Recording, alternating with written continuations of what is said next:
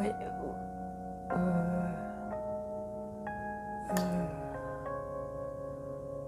Je sais plus ce qu'elle va faire aujourd'hui. Merde, non. J'ai oublié.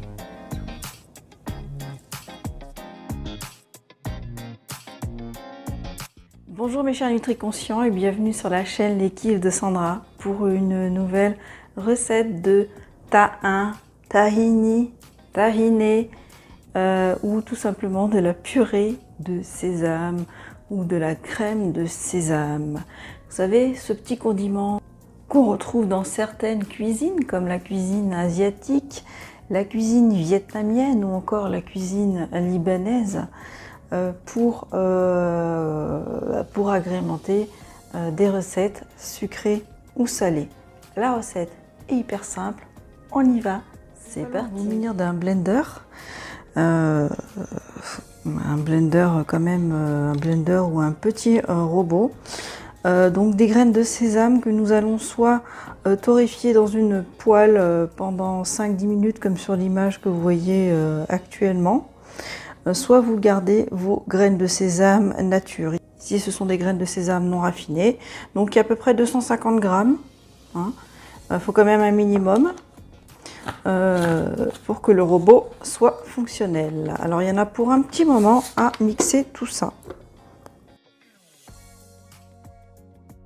Il va falloir mixer, arrêter, mixer pour bien mélanger. Vous allez comprendre pourquoi. On va obtenir une espèce de pâte.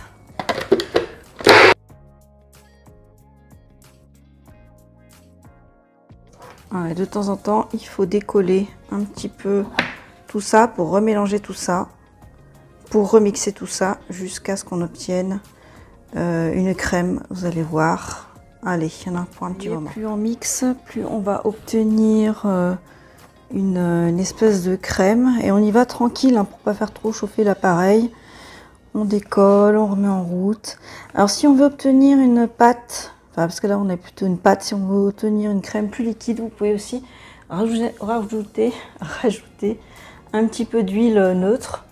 Donc soit une huile de tournesol, soit une huile de sésame, hein, soit une huile de colza, comme vous voulez. Là je mets un petit peu d'huile de colza.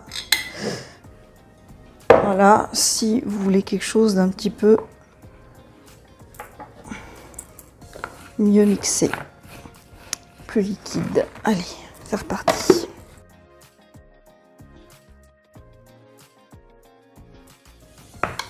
Et voilà, je crois bien que ça suffit. Hein. Il y en a pour un petit moment quand même à mixer, de vérifier, décoller, enfin bref. Il y en a pour un petit moment pour obtenir la texture que l'on souhaite. Avec ce tahini maison, vous pouvez confectionner évidemment votre houmous maison, vos sauces de salade d'hiver, vous en rajoutez dans vos sauces de salade, c'est excellent, dans vos sandwichs, sur les avocados toast ou les petites tartinades. Vous savez, pour remplacer les pâtes à tartiner au chocolat le matin, vous rajoutez du sucre mélangé avec cette crème et sur les tartines, c'est excellent. Sur les légumes, dans tous vos plats chauds, dans les préparations de biscuits, par exemple, ou encore dans vos barres de granola maison, ajouter à la place de la crème d'amande ou de la crème de cacahuète, c'est super bon, c'est succulent, je vous le conseille vivement. Voilà notre petit tahini maison, facile à réaliser. Bon, il faut prendre le temps de le faire. À conserver un mois, hein, un bon mois dans un pot. Alors bon, faites attention de ne pas en faire trop ni trop peu parce que pour le mixage, il faut quand même qu'il y en ait un minimum, mais pas trop pour la conservation, bien évidemment. Voilà, si cette vidéo vous a plu, pensez à la liker, à vous abonner à ma chaîne YouTube, à me laisser un commentaire juste en dessous. Ouais, il y a une rubrique commentaires, laissez-moi un commentaire, ça fait toujours plaisir. On se retrouve tout bientôt sur cette chaîne. Prenez soin de vous mes chers NutriConscients. Bye bye.